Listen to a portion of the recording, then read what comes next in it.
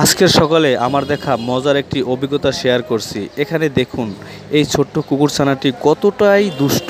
আমি যখন ওকে একটু আদর করলাম তখন থেকে আমার পিছু ছাড়ছে না, পা চাটছে, দৌড়াদৌড়ি করছে আর পুরো এলাকা মাতিয়ে রেখেছে।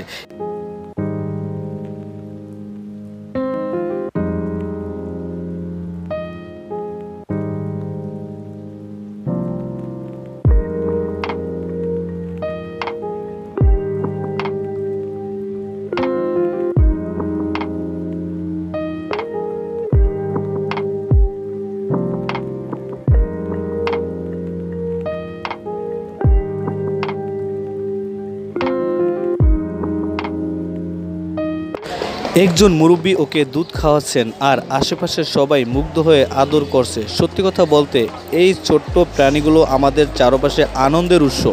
এদের ছোট ছোট কাণ্ড আমাদের মনে এক অদ্ভুত প্রশান্তি এনে দেয়।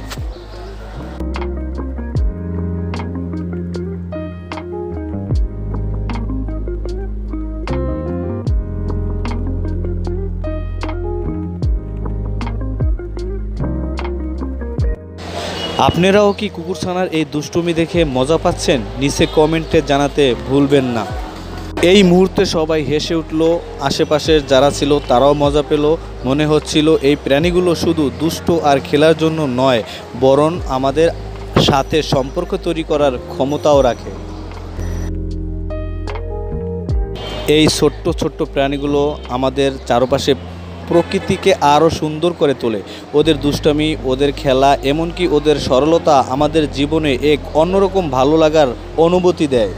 এমন মিষ্টি প্রাণীগুলোর যত্ন নেওয়ার চেষ্টা করুন, কারণ তারা কিন্তু আমাদের ভালোবাসা আর আদরের অপেক্ষায় থাকে।